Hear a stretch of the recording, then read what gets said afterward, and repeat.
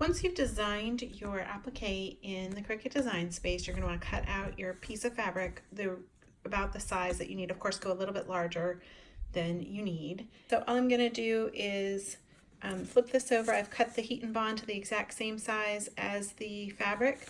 I'm going to flip it over and just follow the directions on the package and allow it to cool before you put it on the mat for the Cricut to cut out.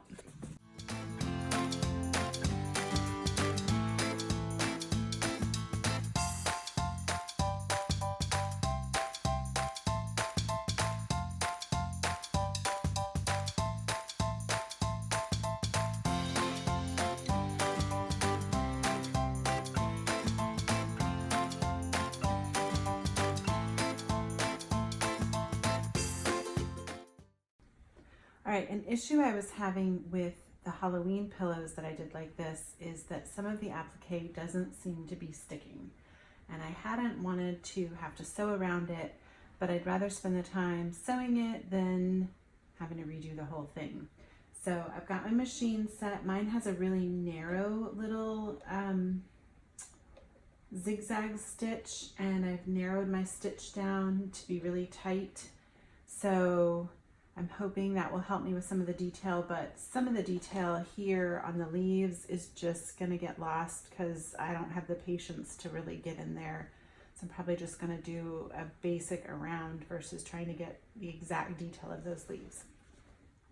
But that should keep this problem from happening. The other thing that could keep this problem from happening is if you were to use the Heat and Bond Ultra versus I used the Light, which I haven't used before. So I think I'd use the Ultra if you don't want to have to sew it.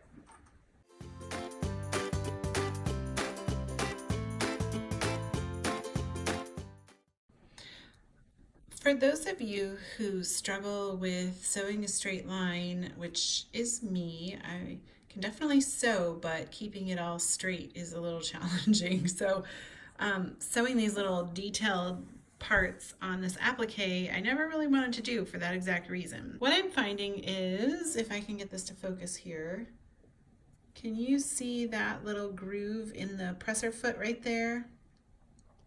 If you can just kind of keep your eye focused on that and the edge of the fabric and try to keep that aimed directly at the edge of the fabric, you should be good to go on getting this to line up.